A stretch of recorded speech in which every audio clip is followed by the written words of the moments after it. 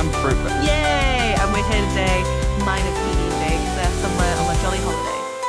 Soaking up the sun while we're soaking up your questions. Are you ready? Let's go, go, go, go, go!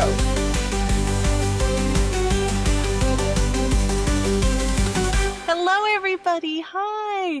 So, we have been on the podcast before many times. However, we feel like maybe we should do a proper introduction of ourselves. Yeah. So, my name is Strawberry, aka StroberryCosplay, aka Elsie, depending on who's talking to me when. I do a lot of cosplay stuff. I make a lot of costumes. I make things out of foam sometimes. I also sing and dance as part of a performance group called Ring Pop with this one. Hello, I am the partner in crime. I am Fruitbat, or FrootbatCosplay. I also do all the things. I was very tempted to just say ditto. That's what you say you do. But yeah, see my JoJo, a bit of Zelda, a bit of Shadow. I'm also the other half of Ring Pop. We are a performance duo. We sing, we dance, we have a laugh. Mm-hmm. Triple threats, baby. We also do compete in some competitions. We also, more often than not, most people know us from running around conventions with a microphone. Yeah. And asking them questions about what food they like and don't like, and then pitting them against other people. In your pizza-fied ways.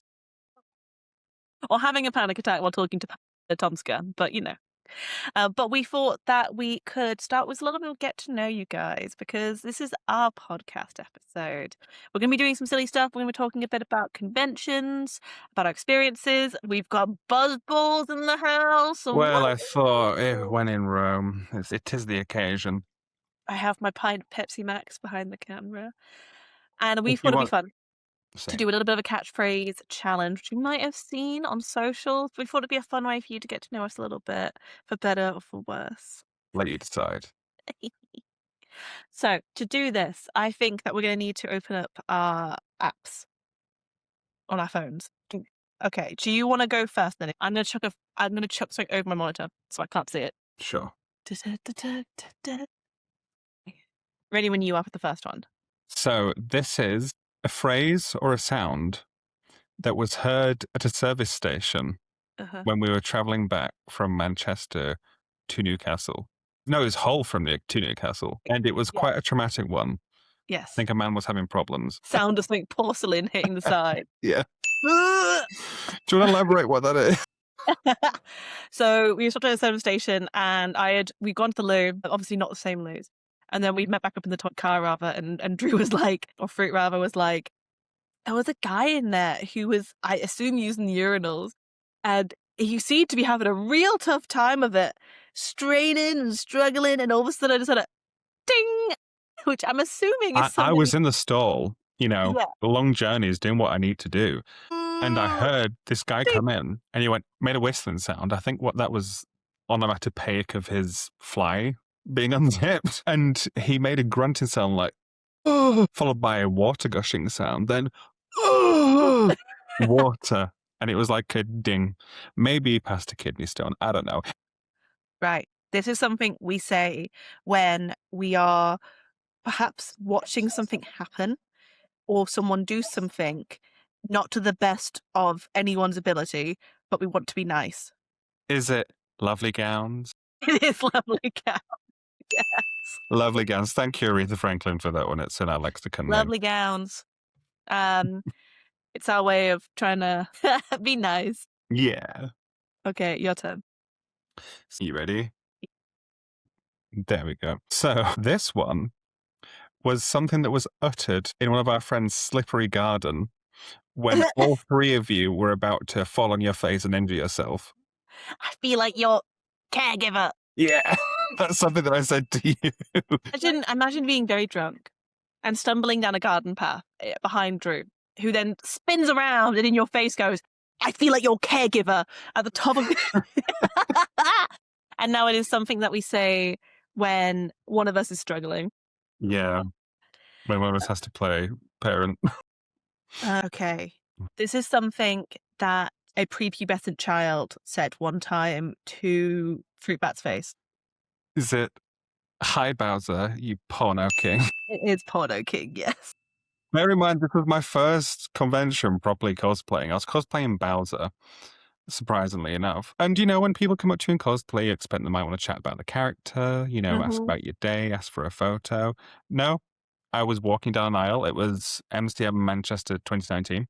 I was walking just down one of the aisles on the dealer's hall, and this girl who looked to be about 15 just stopped and went, "Hi, Bowser. How you doing, you porno king?" And I was flabbergasted. I was like, hilarious. Yeah, all right. Then there was an awkward silence, and I asked, "Would you like a picture?" Like, no, darling, no. And I went on my way, and I'll let you tail end the story of what I approached you looking like.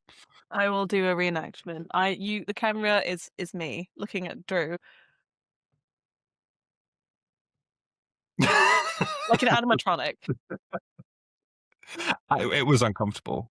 It was beautiful. Don't let those people out in the wild, please. Okay, I know which one's going to be my next one. Right, my turn. You ready? Yeah. Okay. This is something we say, again, when somebody is maybe not, when someone is acting extraordinarily bizarre in a situation, mostly at conventions, in a way that is possibly not socially acceptable, or rather, it's just kind of a bit odd. There's room for everyone. Let's just say that.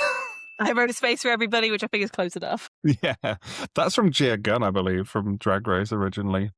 We use that in context. Again, if we just see behavior, I think it's practicing radical acceptance of a space for everyone.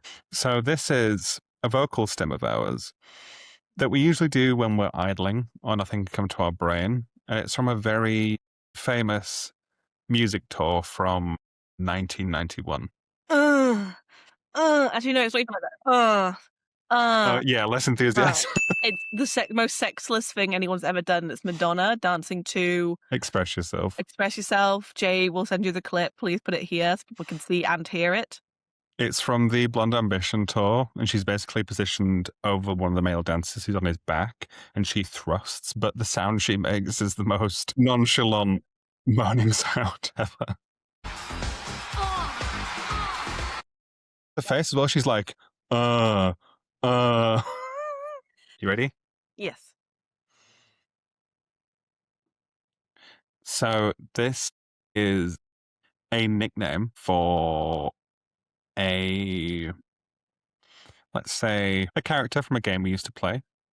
And its design looked very bold and blank. And when I didn't know what it was, I named it this, because it's also a horror game we were playing. It's Naked Baby. Naked Baby. It is Naked Baby.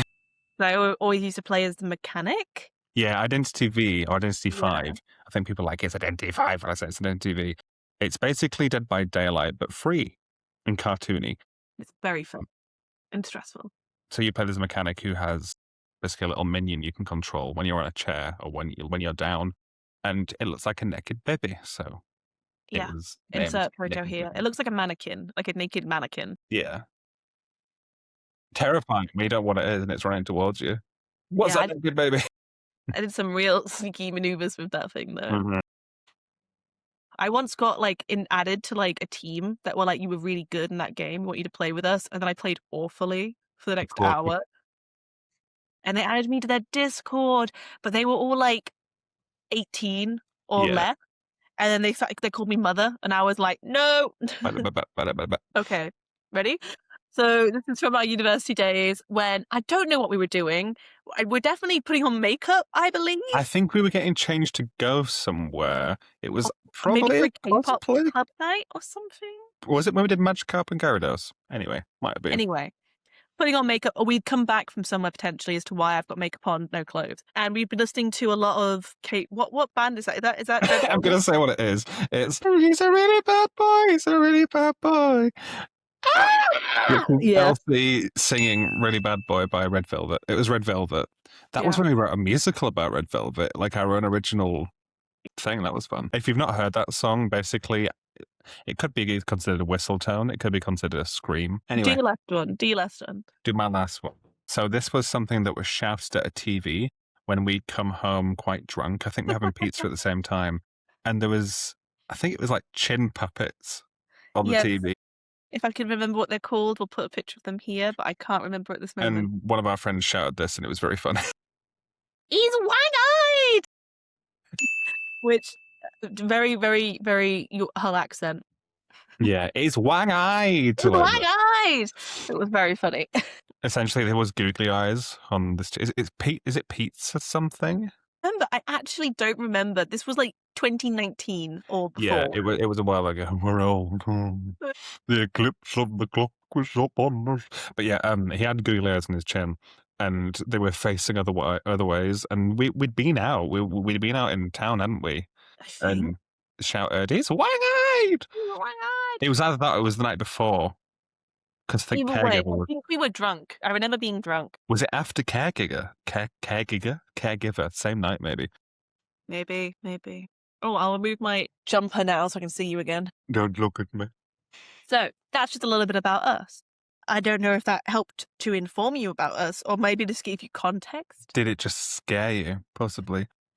Okay, so we thought that we would talk to you a little bit about cosplay, about some of the tools of the trade, some tips and tricks, some advice as our big grown 28, well, not even 28 yet. What am I doing? Really? 27-year-old 6 months. self. Yeah. I know, Jill and Jay are going to hear that and be like,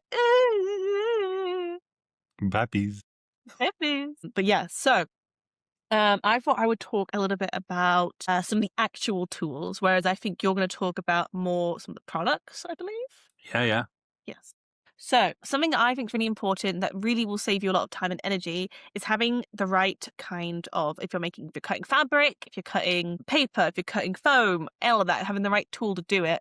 I have these scissors, which were a present someone got me. I love them. I use these for fabric because I used to buy just the sort of fabric scissors you can get in a shop, but I found that those would blunt quite badly after about 3 months of use or less.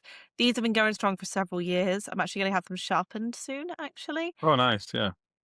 And they're really good. So I think a high quality set of shears. These are by Beyond Measure. There's nothing worse than trying to cut fabric with blunt scissors because it's going to look messy. Your seams aren't going to be even. They're a good investment.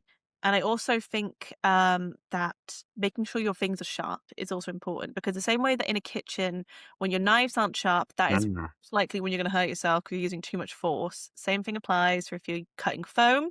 Swapping out blades often is important to do. I have a story that I kind of have told on the podcast before where I used to have a rotary cutter, which looks like a pizza cutter, but it's very sharp and there's no guard at the end where the blade is, right? And I was using it to cut foam on a cutting mat that was too small. It wasn't foam, it was actually fabric on a cutting mat that was too small. And what I did is I went off the edge of the mat and I blunted about a third, like a quarter of the wheel. So to make sure I could cut through the fabric, I had my left hand pressing down on my right really hard to get through the fabric. What happened is I slipped, my finger went over the blade and I cut off the tip of my finger. Ooh. It was quite bad, and thankfully it wasn't deep enough that I had to go to the hospital or anything, but it was dramatic and gross.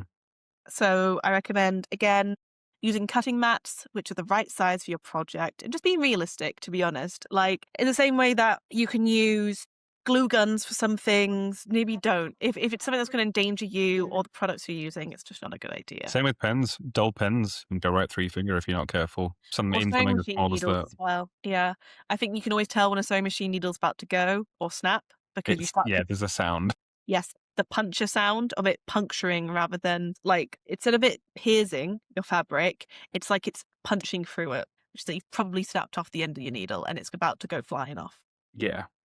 Also, with a tip of the sewing machine, if you are a glasses wearer, great eye protection. Yeah. I mean, they shouldn't, in theory, ping up into your eye, but just to be careful. And I'd also recommend always work in a well-lit area because you shouldn't, there shouldn't be any reason that you're down here like this looking at the machine because you can't see. You should always have like a good amount of distance between you and the machine. Yeah. And again, pinning things correctly will save your eyes. I wish I'd had a demonstration thing in front of me, but more or less, if you're sewing this way with fabric into the machine, you want your pins to be horizontal, so across from you. Is it perpendicular? Yeah. That way your needle can jump over that pin easy. However, if you have them vertical, it's more likely to hit the pin, bend the fabric, or jam the machine, or again, snap the pin, snap the needle, and it's a headache. It's a headache. If people want to know why that is, the way that a sewing machine works is you've got your top thread and your bottom thread, and this needle is basically going round with the bobbin threading it. It's making loops, little loops. So hypothetically, going over them, if it's, horizontal, it should just loop around. Whereas this way, it's got nothing to loop around, so it's going to hit it. Yeah. Other than that, I would talk about things like tools that I've been finding very useful. I think seam rippers and little embroidery scissors are very helpful as well. Again, I would have had those things to hand, but I didn't think of it. Basically, those things are useful because, again, if you're using really big shears to try and pick a seam, you're more likely to slip and hurt yourself or ruin your project or just make more headache. It's going to take 10 times longer. So just a good seam ripper and go for it. It doesn't have to be that good, to be honest, because I lose them nigh constantly. Yeah, they are tiny.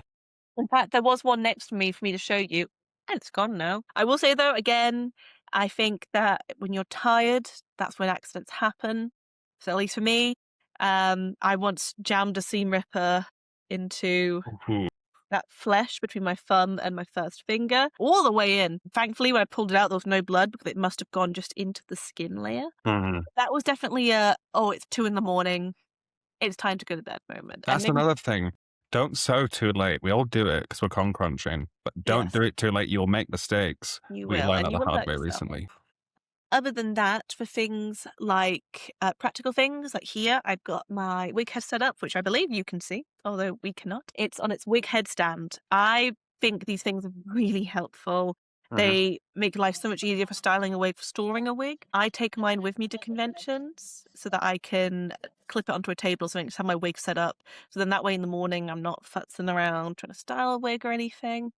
Obviously, after the convention, that wig will get chucked into a bag. But on the way there, I will take measures to keep it looking nice. Mine is super cheap. It's a little clamp that clamps to the table, and the wig head itself is a polystyrene head. I've had both of these things for over 10 years. My polystyrene head, I have at some point, I did take measurements of my own head, and I used tin foil and tape to build up the size of the head to make it match.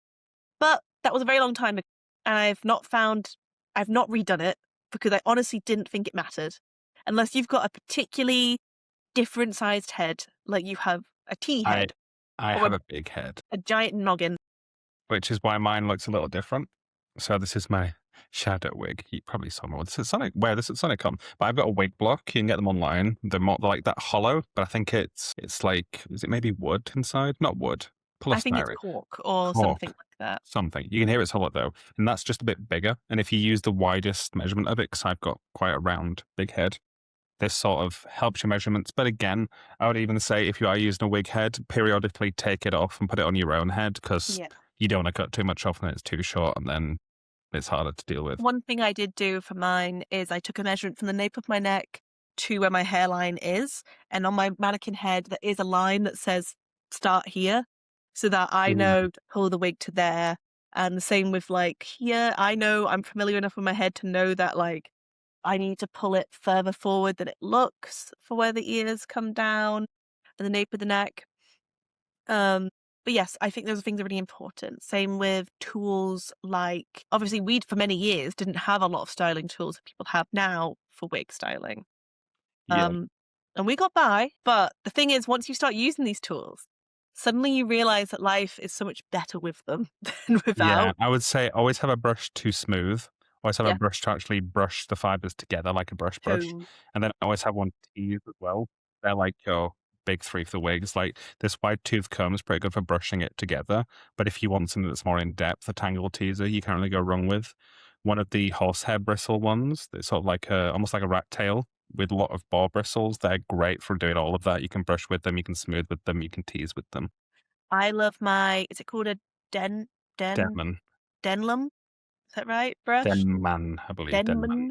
Yeah. Anyway, they're very good brushes. I really like using those for wigs, for smoothing, because they're strong enough that they kind of grip the outer sections. I also think that doing things like for all my wigs now, as a standard, I crimp the entire thing and then I straighten the entire thing on a low heat setting. And then I do want to invest in a pair of thinning shears, but they're good. I really like yours. But right now I have a set of hairdressing scissors, which are very sharp and handy. Again, hairdressing scissors rather than using like your Kitchen or paper. Yeah. yes. Makes your life so much easier and they're much more comfortable to hold in the hand. I also would say I use a curling wand for curls on a wig. I think they're the best way to go with it because if you have something that has like a catch or any other function, it can catch if it's too hot, for example, mine is adjustable. They can catch the hair and then you won't be able to get it off fast enough. I will say, if you don't have a curling wand, if you have a pair of gloves and a straightener, what you can do is really high heat setting the entire strand, wrap it around your fingers and hold it there for a bit, and that gets like a loose curl. It depends if Uh-huh. you want ringlets or not, but that does work as Mhm. well. As you can see with this wig, it's half styled right now. So the left side is done, the right side is in progress. This is an incredibly cheap wig. I got this I don't even remember when I got this. It's an incredibly cheap Suicide Squad wig that is a hard, all the way round, not great looking wig. So what I've been doing is going through the entire thing, creating a distraction at the front, using again crimped hair to fill that gap and the line. I think nowadays I would choose a wig that fits my head over quality of fiber. Yeah. Like, obviously, you don't want to be working with a really shiny plastic wig that can't take any heat. That's not going to be styled well. But I would take something that fits my head that is a little cheaper in fiber than something that's really big in fiber or smaller for me.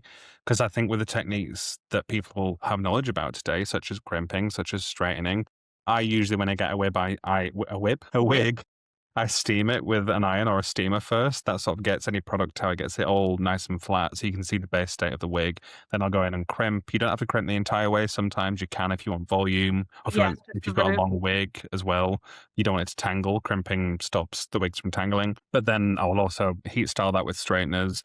And I think a lot of people are afraid to do more to wigs because they think they can't get back to where they were. I used to have this fear when I started doing them.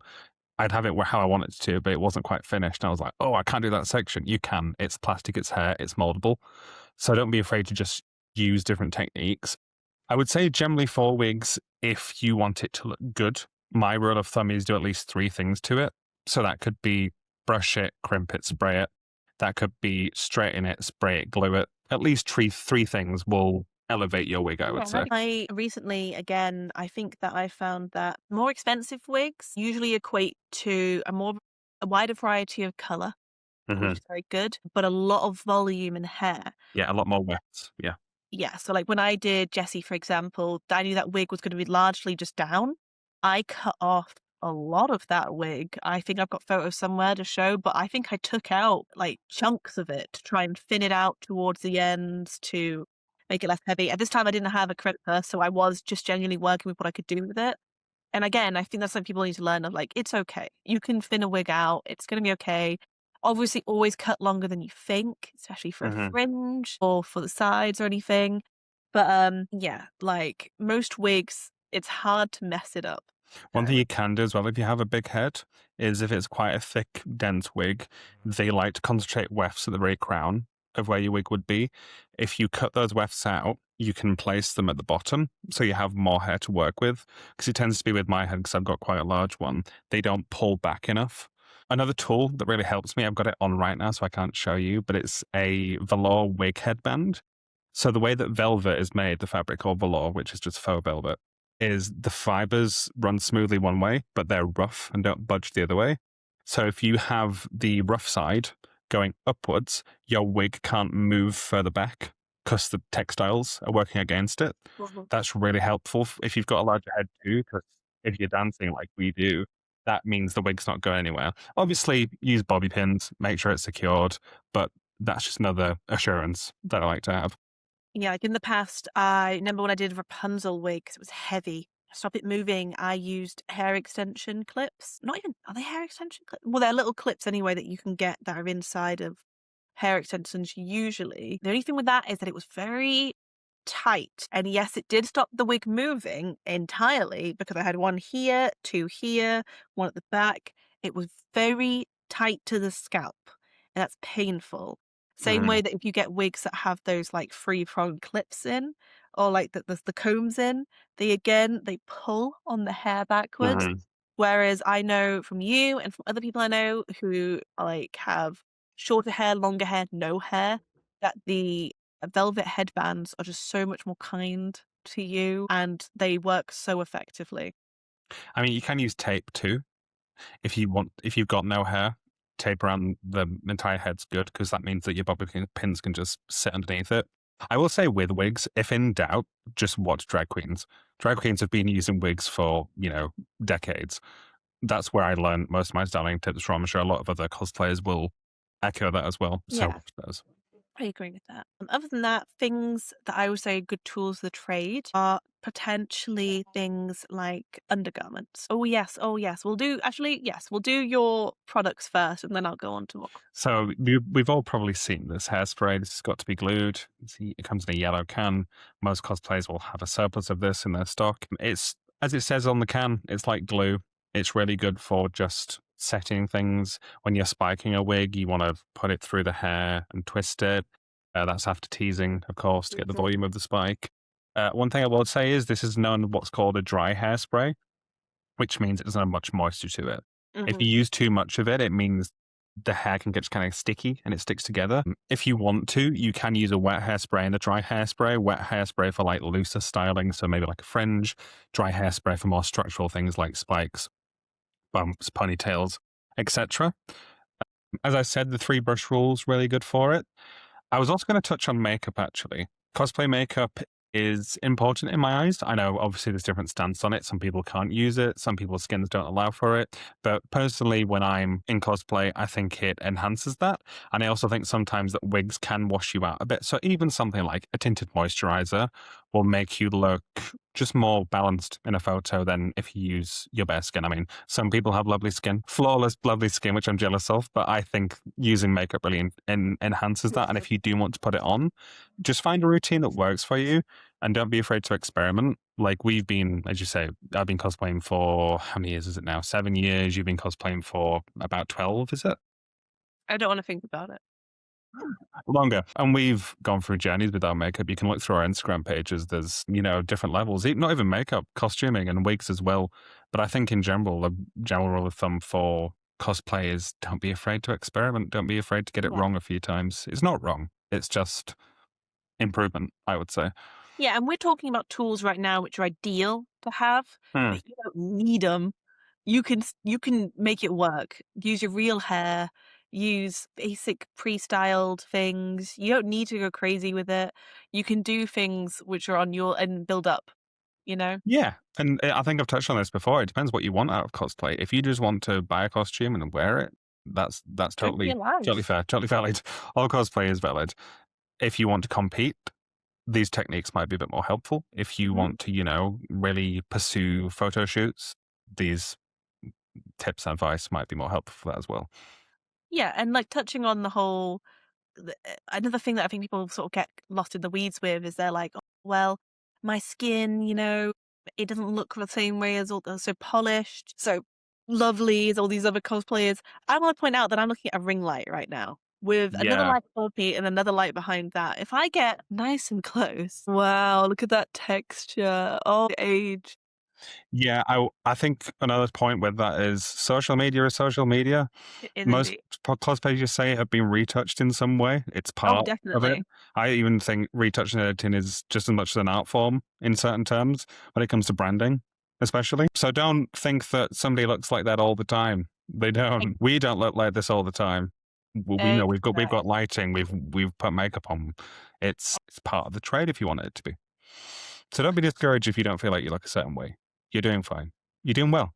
And the things I'd touch on is things that are practical, like about costuming. So, safety shorts underneath everything, wearing petticoats, wearing tights, wearing like a corset, or I like to wear like shapewear because I think it makes me feel better in a costume, makes me not have to worry so much about things moving around like underwear or anything like that. I really like wearing really thick pairs of tights as well because it adds that extra layer of coverage so that you don't feel like you're naked. Insulation too, especially in the colder months. Undergarments help, warm up a cosplay that might not be to the outside as much clothing or fabric. Yeah, my new favorite thing is what we've been calling my what are they called? Your gussie? Is that what they're called? That The is what what? they're called, isn't it? My like fake booby things. Oh, the Boombas. I call them Boombas because I think that's a brand name, but yeah. The actual brand name. I have fake ones that are called Yeah. Yuppie. But they are more or less like bra inserts, but instead of them having to be put between you and bra, they are sticky on both sides so that you can then position and stick them to your clothing, and there's no anything around the outside or at the top here. Really helpful for if you're wearing something where you can maybe see your shoulders, or like when I was wearing my Sabrina thing here. I didn't actually wear it with this because I built into that costume padding to work like a bra instead, because it was easier for me, just comfort-wise. But, I definitely think having a look around for underwear that's comfortable and functional is I really will helpful. say for guys, if you're wearing something that is tight in fabric, like a Spider-Man suit, please buy a dancer's belt. That saves you from any wardrobe malfunctions. And also, if you're in public, just makes it a bit more decent and appropriate. And I would say we're now approaching a point in the cosplay community where not wearing a dance belt is kind of not It's affronting, especially Yeah. when, there may be people underage on those premises as Not well. okay. Yeah, exactly. Wear a dancer's belt, cover it up. Do it. What you do in your own time is your own business. When you're in public, be decent. Yes, exactly. Now, I would love to say other things to do with like comfort and safety, but I'm not great for making my costumes in a way that isn't painful. Vanity. We love we love to look good, but I mean, what don't they say? To look this good, it's something like you want to look this good, it's painful. Beauty is pain. Yeah. Yeah, when I wore this Sabrina outfit, my Rouge bunny suit, I used spiral boning, which I painstakingly added caps to the end of the boning, like little metal caps to stop the boning hurting me. But what I did as a mistake is instead of sewing my boning channels in between of the lining layer and the outer layer, I sewed them so that they touched my body, which meant for friction and warmth that the boning would work their way through those boning channels. Not a huge issue, just kind of annoying, had to keep tucking them in, whatever. What was an issue was the one single piece of boning that ran up my body here that lost the cap. And I was walking around the convention and I was going, I had body tape on. That was my solution rather than wearing the Boombas, is I had body tape on, sort of holding things I wanted to be. And I was like, ooh, that tape is really tight and kind of hurting a little bit. That's odd. Kept going, and then I was like, oh, that's actually quite hurting. But every time I'd look down or like feel, I couldn't feel the boning, because I think what was happening is I was pulling up the costume, so it was going into the channel. And then I was like, you know what? Let me just have a look at the outfit real quick. And I turned to our friend and I sort of did this and looked down, and I saw that the boning was just in my skin. And it was not nice. Yeah, that's Thankfully, metal. yeah, thankfully our friend Mark, shout out Mark. I was like, Mark, you may not have plasters, but I know for a fact you will have duct tape on you as somebody that is wearing a Mandalorian armor set. You will have duct tape. And he was like, I do indeed. So I put duct tape on my body to act like a plaster against it. Uh, that's the kind of thing that you can avoid through stress testing a costume before you wear it. Yeah, I mean, it's hard when you have a busy schedule for sure, but yeah, I think assurance, like health for your health, and the quality of it is always good. Con bags are another thing we could touch Mhm. on. Packing your Yeah. essentials for the day at a convention. My first one would just be water and a phone charger. That's your basic one. I mean, you might want earphones, you might want gum, you might want painkillers if you have needs such as that. A wallet, unless you go on your phone to buy stuff at the con. Everybody's different with what they put in their con bag, but I think it's good just to have a few essentials around. It's also fun to theme a bag around your costume. Mhm. Like I know we were making eater bags when we did Umamusume Anime Con to match the characters, and that was fun. Depends what size you want as well. If you want prints to go in there, you might want a fairly rectangular large one so they don't crease. But yeah. Yeah, I mean, we're spoiled in the sense that we have PB. Yeah. We have PB, so we can go over and be like, "Hello, can we shove all of our things Put under our the bags on your table? table, please. Thank you." Change of shoes, change of outfit, Before that, we were big in the ass shopping trenches. bag So full of everything. thank you, PB. Thank you. Yeah, no. So, I mean, we're spoiled in that sense, but I have been really enjoying recently taking a special range of clothes to a convention. Mm. Because especially with heels and things, there's just a point with wearing a wig as well, and heavy lashes and heavy makeup, and you've been awake since God knows what time and you went to sleep.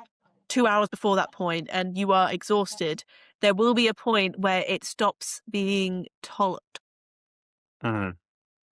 Especially at like AnimeCon Birmingham, not AnimeCon, sorry, MegaCon Megacon. Birmingham, where wearing that bunny suit and obviously the pain, and then I also had on wings and I had on these shoes, these boots that were really, no, it was my shoes, my character shoes, which were just very tight and there's no padding. And I was at a point where I was like, I can't do this anymore. And I changed into like jeans and a t-shirt. And people that were with me were like, it's remarkable how your mood has completely changed going to the Yeah. bathroom. And I was like, yeah, I'm actually having quite a nice time suddenly, actually. But yeah, I would say just be sensible. You know, you don't have to take the world with you in your bag at a convention, but take Yeah. things that are, you I know. think it's good to factor in how far away you are, what you're doing later as well with that. Change of clothes is always good if you want to go out drinking. I mean, you can go out and cosplay. We have many a time. We're fearless in the face of Weatherspoons. Oh my But yeah. gosh, anecdote time. After AnimeCon Manchester, we went to Spoons, and when we were coming out of the Spoons, obviously, Fruitbat and Aries were dressed as Uma Musume, and We I got was Haru Urara and Major McQueen. yes, and I was Pinkie Pie, but in my matching outfit. She wants to Let be me part of it. Hello, Pinky. pause. Let me shove it back up on the wall. But yes, and we stood outside the Spoons, and this man who I don't think had anything to do with the convention, by the way, walked past us and started singing the Uma Musume Yeah. theme. The She's trap here. doesn't want to stay up. She stays down. She can stay down. That was great. That reminds me of when I did my companion cube cosplay and I was carrying the cube head. And there was people like going to work in business suits that were like, "Oh my god, it's Paul, companion cube," and I was like, "Yeah, Happened with Magikarp as well, didn't it? For yeah." Raccoon. Oh, it was so cute. I got stuck. I was walking through Manchester dressed as Magikarp to meet my partner from the train station after It's Raccoon, MegaCon. wasn't it? Yes, yeah. 24, 5 5. last year, I think. No, I think it's Maybe. equal. Time flies when you're having Time fun. flies. But yeah, I was walking through town and people like stopped for photographs. Tourists took photos of me. This woman was like with her daughter and she was like, "Oh my, can I take a photo of you? Magikarp's my favorite." And as I walked away, the little girl was like, "Can I be Magikarp for Halloween?" And I was like, ah, it was Cute. very cute. Other than that, I think that's pretty much all of the sort of tips that I can give people. I also think I just thought of one. If you don't want to sew, you can modify and alter things. So, for example, yes. this jacket behind me, I did not make this from scratch. I made the pants, but I did not make the jacket or everything. But I made the little zips for it. I altered it. I put some panels in and took it in so it would fit me. Also, you can't really see. I see my torch would reveal it, but I did rhinestone. Can't really see. I did rhinestone it in lines as well. So you don't always have to make your costumes. I mean, we dabble. Elsie's been doing it for a long time, but you can just modify a cosplay, rhinestoning, extra Yeah. textures, extra stitching, painting, all sorts. If you don't want to fully commit to sewing an entire thing. Yeah, like with both of my Pokemon ones, my Bulbasaur and my Magikarp, those are both dyed dresses. The same dress, in fact, that I dyed. I added lace to the skirt. I took off parts at the front or added parts on. Like I painted a belt for both of them. Actually, they both have painted belts that go on to match the costume, and I added sleeves that I made. But you don't have to make the sleeves. For my Queen Boo costume, when I did that Booette, that was really fun because I didn't make anything really, and I didn't buy anything either. I had a white plain version of that dress that we just talked about. I had a white corset that I added bits to. I think I added some lace and some beads randomly on it. I had a petticoat that I again sewed some lace to just to make it a bit more something. And then I restyled a white wig that I randomly had. You know, you can do a lot is what I'm saying with things you Yeah. have. I think a really good, if you really want to get some inspiration from this, I would say look at Cena cosplays. We love Mm. Cena. We love both of them. This is Jake. This is Chloe. Their shared Instagram. Chloe especially loves to take pieces of clothing that she has sourced to make characters. Like she made a really beautiful, I forget the name of the character, but the Pauper from Princess and the Pauper, the Barbie edition. Your guess is as good as mine. You're just like me. I'm just like you. for that. She's also done similar things for other cosplays. I believe that a lot of her, again, the character's name escapes me, but the one from Housefin Hotel with who sings, Chloe is really talented at doing things like that. So if you like some inspiration, I'd recommend going to. Making us sound really media literate there. Knowing no characters' names. I know, I'm like, we know these things that we like. I don't know the names. I was going to say, modifying cosplay is great, but this actually nicely brings up to our next segment about like what creators we like to watch and get sort of information, inspiration from. I will say craftsmanship, if you do want to compete, is quite an intense subject. I wouldn't be entering a craftsmanship contest with a modified costume without being fully transparent about which parts you've made. Yes, like there are usually different bands to different contests. Like, yeah, some contests allow for modified cosplays, of course. Yeah, exactly. But always do your research in that regard. You don't want to get into any sort of sticky situations where you are embarrassed or, you know, you have to be confronted about anything. You know, prevention is the best course here. Yeah. In that regard. And don't feel bad about it. You know, most people that you see compete who have, you know, with craftsmanship, they've done it for years. They dedicate a lot of time and years to it. You can do that too. It depends what level you're at. You know, I'm not at a place personally just yet where I think I could enter with a full thing. But that's one of my goals for this year. I'd love to do that. I do make my own costumes, but a lot of craftsmanship is about proper technique. I know over here it's a bit more lenient. I probably could in the UK, but in America, I'd need to practice a lot more. My issue is that I never finish costumes far enough away from an event to enter them. Yeah, it's like I know my proper techniques. I know, like, put your hems in, make sure you've lined stuff. But when I'm not doing that to compete, it's, you know, it's quicker to get the costume done. But craftsmanship is a journey. I was not as good as I was now 3 years ago. So we're all at a different level. We're all learning. I was going to say that leads nicely then into our next segment, which is advice for performers, people who want to perform or want to be part of like the dance stages or anything like that to do with conventions. Yeah, so any budding, aspiring, or current performers out there in cosplay, it is a daunting but exciting world, I would say a lot of the time. You can sing, you can dance. I actually like to see performances that bring something new to it that I wouldn't expect. So it could be something like puppetry, spoken word, drag, costume chain, fire breathing, safely. Yeah. I think innovation is really the trailblazing factor for cosplay performance, because do something that someone's done before and do it very well. And that has a lot of merit, such as, you know, your dancers, your idol group dancers. A lot of people do them, but if they're done very well, it's great to see. It's really satisfying to see. But I really do enjoy when somebody's concepts come from an original take and they bring elements to it that maybe the audience wouldn't expect. That really excites me. I I think one of my favorite performances I've ever seen was purely because I got to be involved in it. And it was a couple of cosplayers that were dressed as characters from Housefin Hotel. And they were lip syncing to Lose a Baby. One of them asked me if I would throw an umbrella to them, or a cane. It was a cane or umbrella to them on beat. Just they asked me this backstage, and I was like, yeah. So I love the video. It's me sneaking up to the side of the stage, trying to act like nonchalant, and then like aiming at him because I was like, oh God, don't miss. It'll be your fault. And it was perfect, perfectly executed, wonderful. So again, just doing something fun, a little bit different, you know. Example I could think of was MegaCon Birmingham 2024, maybe. If you can't tell, I'm a big fan of JoJo. I've cosplayed Bruno before, obviously. But somebody was doing a Part 5 group, which Bruno's from. They did it to Beautiful Dirty Rich by Lady Gaga.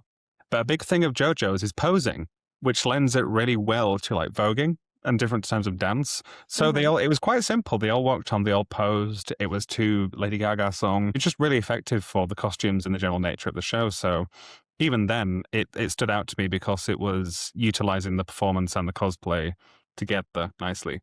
Yeah, exactly. My advice, so for people who want to be involved with the community stages or anything like that, we've done this a few times at different events. It helps to know your stage. It does help. Absolutely. Though a lot of the time that's not possible unless you've been to the event before. I would say lower your expectations preemptively. If you can try and practice in smaller space than you feel comfortable in, that will usually help you just in case the stage is that way. If not, great.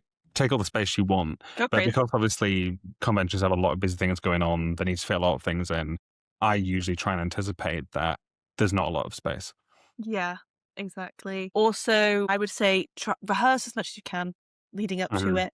Warm-ups are also very important.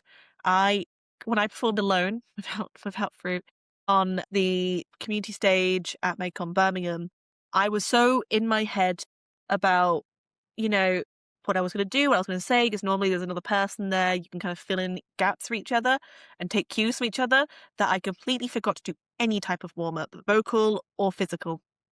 So I did my dance medley of Twice songs, and at the end of it, I stepped off stage to allow my guest for the event, which was Cherry Blossoms, Laurie. And when I stepped off, I felt all the muscles in my feet, my ankles, up to my knees were like throbbing, going into cramp, because I just hadn't thought to do that beforehand, and I really regretted it for the rest of the con because I was just really aware of it. So always taking care of your body, taking care of your throat. We had a very great experience at AnimeCon Manchester where we needed to vocally warm up, and there was no way to do that. So we were like, oh well, we'll stand next to the generator that's pumping air into like the dome that's over the top of the silent disco, because it's quite loud, do our like la la la la la la la. And we're doing this, and first of all, the DJs for silent disco are watching us pissing themselves. Sorry, didn't mean to swear. Unfortunately, we're loud when we sing. We've got everybody on the stage is like, we've got belty vaudevillian tones to our voice that we can't control. They should be inhibited. To the back of the room, as I say. For this night only. But yeah, so, feel free to take space as well in that regard. When me and our friend performed at ChibiCon in Sunderland, we asked a member of staff very politely if it was okay if we hopped into one of the side rooms at the convention centre just to practice. And they said, well, we don't really have any side rooms. However, the panel that's going to be on in that room doesn't start for the 20 minutes. So if there's no one in there, go for it. So we managed Shout out to Raku events as well, because when we performed at RakuCon, they also gave us a side room to practice in. So we really appreciate the facilitation on that. It doesn't hurt to ask. The answer could be no, but if you're advocating for your own vocal health and physical health, I think there's no harm in doing so. Shout out to Raku events in general. They're really great for organising a great stage. The team that are behind it, I believe, a lot of the time is the VocaFest team. Yes, they did the tech for SonicCon in London last year that we were also a part of. They were just really intuitive and proactive with it all. We didn't need to tell them much. They knew how to, make the sound okay. They knew how, the visuals. We said go crazy, and they did, and it was great. It really added another element to it that we didn't anticipate. Yeah, and they were great for always making sure that the bottle of water in everyone's hands. Rehearsing when we were performing. Raku events as well. Raku always has water fountains all around the venues, which is really, really important because especially when you're wearing costumes, you're going to dehydrate. If you're dancing, you're going to dehydrate, and then you're going to get a wig headache, and you're going to hate the rest of your day. So and drinking water. Grumpy at everyone you talk to. Yeah. Or character shoes, the bane of your existence. Oh God, it was so funny. Our friend Pix by Ambo, shout out, was like, "Should we get some photos of your costume?" And I was like, "Oh, I guess." And she was like, "I think we should get photos of your costume because in about 5 minutes time, you're going to be too grumpy to do it." And I was like, yeah, you're right. And then immediately afterwards, I took off the high heels and put on trainers and was in a good mood. So we appreciate you, Amber. We do. Truly putting up with me the whole day. 2 days, 3 days, in fact. Oh, in a 5-hour car journey. Yeah.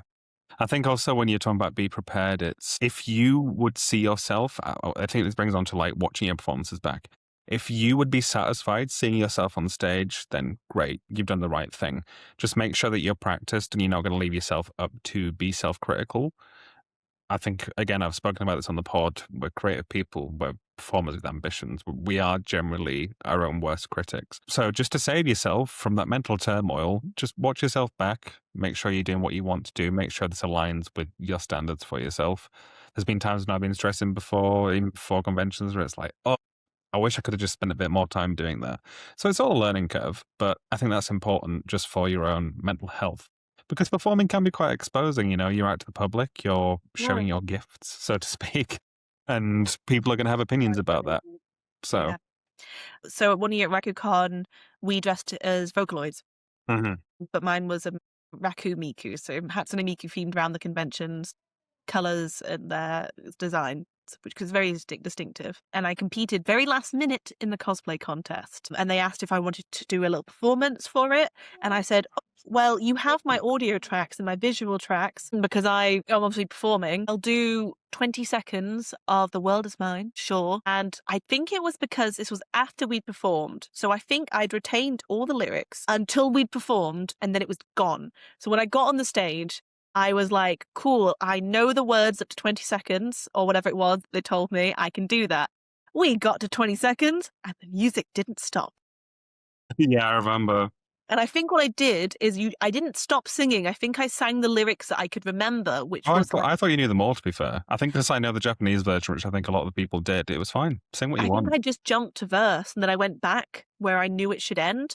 And then when I decided that was enough, instead of forcing myself to keep going, I went, "Thank you very much, everybody." And Yeah. did, a signal to the staff that meant turn the music down. I'm done. Other than that, my last bit of advice to someone who's performing is that often, well, not often, sometimes we come across performers who have clearly not practiced in the way that they were going to perform. Whether that means that they have practiced singing the song and learnt the words, but they haven't practiced it alongside the dance that they're going to do with it. And then when they get on stage and they do those things together, nerves make you breathless anyway, but then suddenly they can't get the words out, and they visibly panic. Always practice the way that you intend. Like I usually try and practice in costume for events. Yeah, that's very important, especially with wigs. Yes. Let them stay on your head if you're dancing a lot. The only thing that I haven't practiced in was my Uma Musume dress, and that's because I never intended to wear it for a performance. So when I did, and I realized that I can't lift my arms above here, I had my friend undo the back of it enough that you couldn't see when I was performing, but then I could lift my arms above my head and stuff. So again, keep that in mind for your costuming, for what you're wearing. Also, as kindly as possible as I can possibly say this, do watch yourself back. Because there's been times where I've been like, yeah, I really want to sing this song. And then I've recorded myself singing it and gone, or not. Maybe I'm not there vocally. Or, we've had songs before that we've vetoed nights before because we just don't know the lyrics enough. We don't know the melody enough. Preparation is hard, especially when cosplay covers so many creative fields. If you want to perform as well, of course. You've got to make sure your costume's ready, you've got to make sure you're sleeping enough, you've got to make sure you're taking care. Yeah. And that leads quite nicely into just a couple little cautionary tales you would enjoy.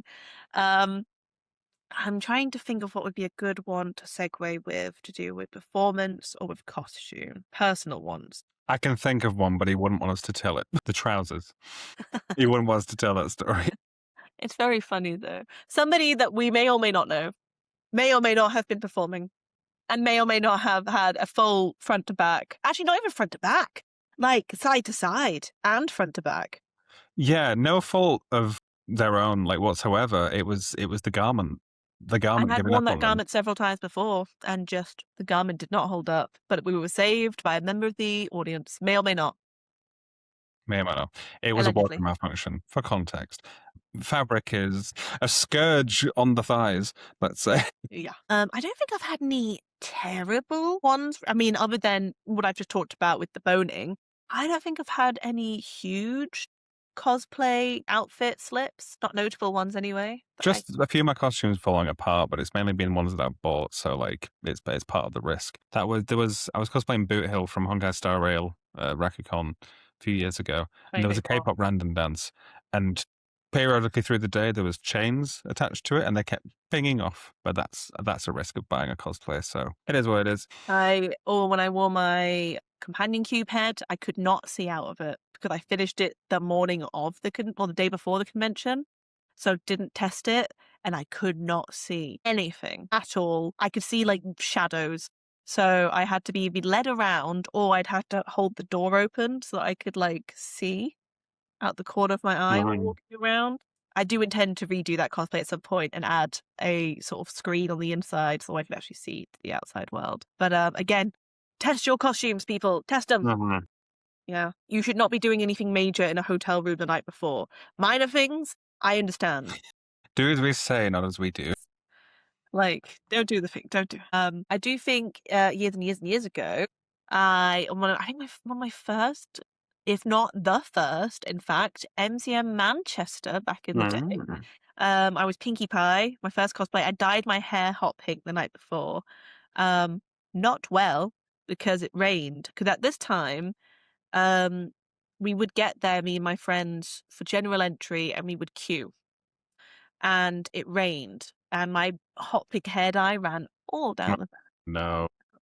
Didn't bother me 'cause I was wearing a jacket, which I then took off, but that is something to keep in mind. Mhm. But it will affect you. Same with my friend, our friend, in fact, who was Isabel. Izzy, I do blog this part out, who was Benedict Cumberbatch's Sherlock and had black dyed hair that was curled, which is crazy because she has curly hair, but at the time wasn't acknowledging that, so was like straightening it. So like hand curled it all to make it curly and short, and then it rained and the black hair dye ran and it went kind of, So yeah, caution, bring an umbrella. Bring an umbrella if you know you're gonna be stood outside. I mean, we Yeah. never get to any event for open. So Yeah, I mean, personal choice. I just think the stress of making it to opening is overshadowed by the fact you're going to be queuing for maybe an hour because events are popular nowadays. So, however, I did really enjoy getting in for priority entry mm, for MegaCon Birmingham. However, we didn't get there for like the open of that. We got there like, I don't know, 15, 20 minutes into it. yeah, And we already had our wristbands, so there was no queue involved. We just walked straight in, and that was fine. But again, that's something to consider. However, if you're going to RakuCon Manchester this year, we will be there for opening. In fact, we'll be there for the crack of dawn because we're going to be your MCs for the event. Woo! So we have to we get have there. to be there on time. It's work, so we have to be there Yeah. on time. Which will be fun. Uh, but we'll do our best. It should be fine. We'll just. Should we give a little clue to what we're doing for that? What? Something branded to the con. I mean, leaning sideways to present. Oh, it must be, I don't know, that pack of cards. Pony. No. No, it's actually Yasmin Baby of Braps in a baby born dress. But yeah, so we will see you there. I'm very excited to be emceeing that event. That's at the end of August, I believe. This could be wrong. But In a it's new venue, a bigger venue. It's gonna be fun. And we'll also be performing. we shall. So you get to see both Again, of to those. this themed costume theme. Whoa. But yeah, we're very excited about that. And thank you again, Raku Events, for the opportunity. We shall deliver. Truly. And I do think it'd be nice to wrap up now with some promotional stuff about where you Yes, can of course. see us. So we will be doing a lot of fun things in the next few months. I believe in order is MCM London, which PB&J will both be at, for Jillbone's stall, and I will be there too on Saturday and Sunday. I will be dressing as Bomini on the Sunday, and on the Saturday, I'm not quite sure yet. I think I might be doing some kind of Pinkie Pie. Leave a comment if you've got a suggestion for a cosplay for either of us, Actually. but mainly Strawberry for that day. Leave a comment.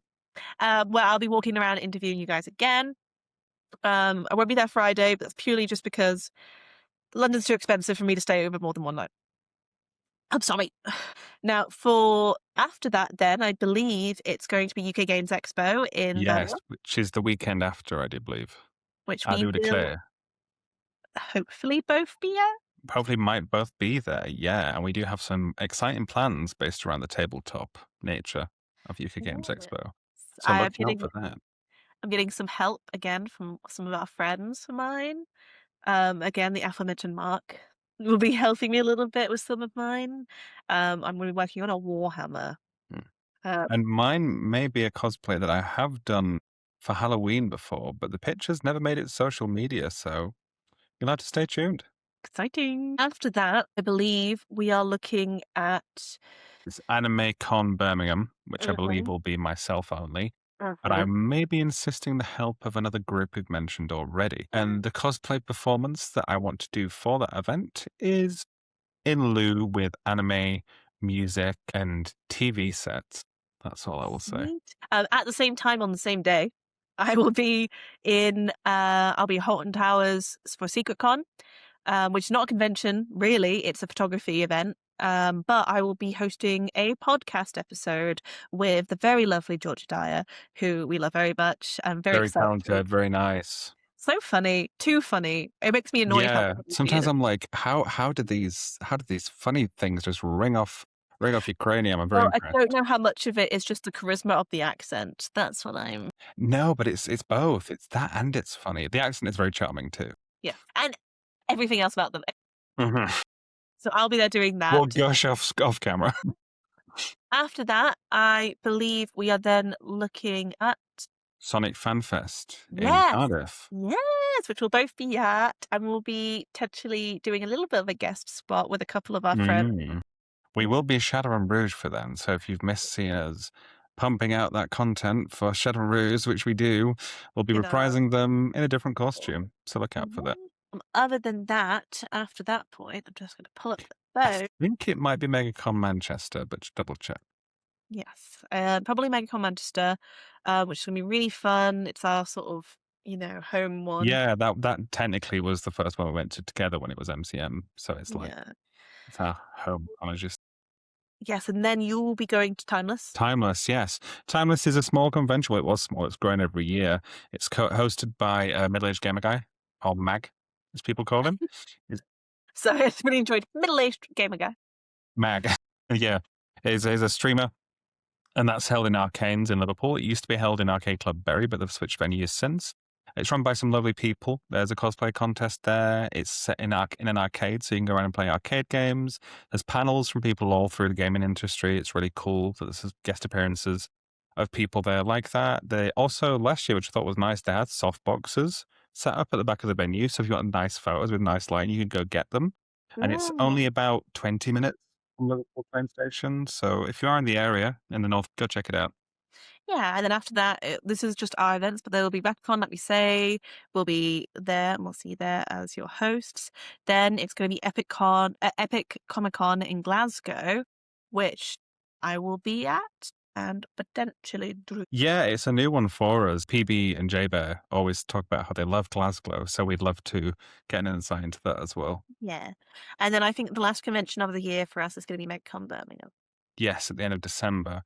We were querying PonyCon maybe, and we may have a little photo shoot, potentially music video. Almost certainly we'll have some scattered in there. I'm talking about the one in October, which would have been happening at an event, but we may be doing those cosplays for something special. Yeehaw. Yes. Me making faces like what? Yes, and obviously we'll probably be at more Toon Titans events and stuff in the meantime. So yeah, we're around. And I'm going to be uploading some footage from our past convention performances, as well as some pre-recorded stuff to our Instagram, which is Ring Pop Official, because you can't avoid us. Now, other than that, everybody, we hope you enjoyed this. It was really, again, sorry that we don't have PB&J with us. It's just us. You've had to listen to us prattle on for an hour. It's going to look great when it's edited. Good luck, Jay. We're so sorry, Jay, for all that you have to edit out. Oopsie. Let's do that together. But yeah, so we will see you guys soon, and we'll be back with your usual hosts in the next Yes. You'll be very, very glad or sad, depending on the person. But thank you for listening to us, our lovely voices, maybe our lovely faces if you're watching this on YouTube. But if not, we'll see you next time. We have been Ringpop. I am FrootbatCosplay. I'm Strawberry. And we love your undivided attention. Bye-bye.